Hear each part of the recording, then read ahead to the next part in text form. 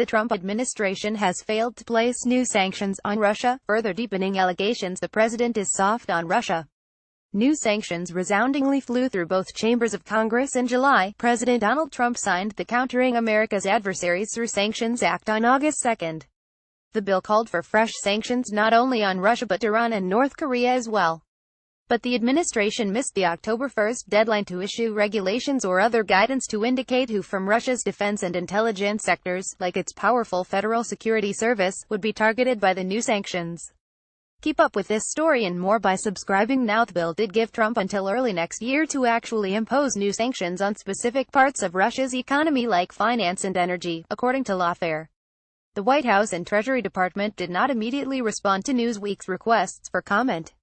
The bill was a direct result of Russia's meddling in last year's election, though Trump has not completely accepted Russia and President Vladimir Putin's efforts or even agreed with the U.S. intelligence community's assessment that the Russians intentionally interfered in order to help Trump claim the White House over Democrat Hillary Clinton. At the time of the bill's signing, Trump did not have media or photographers present, unlike many of his other signings, and he lamented the bill's challenge to his power as head of the executive branch. The measure included a clause that allowed Congress to review any lifting of sanctions should Trump try to do so. On the campaign trail, Trump spoke about improving relations with Russia and to date has failed to criticize Putin. During the Group of 20 summit in Hamburg, Germany, in July, Trump met with Putin for the first time and said he asked him twice if Russia had meddled in the election. Putin supposedly denied any Russian involvement, and Trump later said he believed him.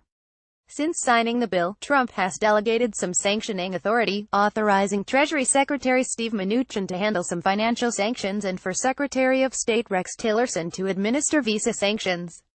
Senator Lindsey Graham RSC, was asked Sunday on NBC's Meet the Press why the president had yet to issue sanctions on Russia. Graham admitted the Trump administration had a blind spot on Russia I still can't figure out, and directly called on Trump to take action while showing support. According to Mediaite, Mr.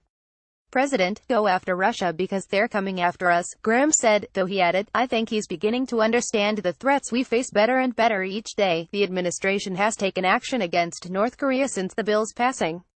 Trump signed an executive order expanding sanctions September 22, homing in on its finances and other countries that do business with Kim Jong-un's regime.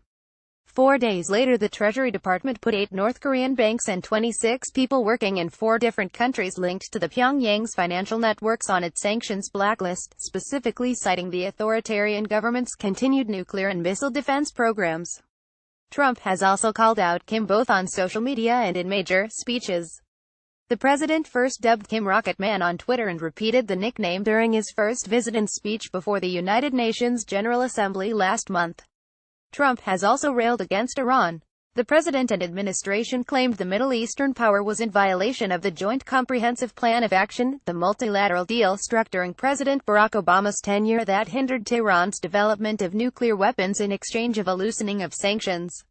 On October 13, the administration tasked Congress with putting new requirements into the deal, and if Iran bucks, more sanctions would be placed on Tehran.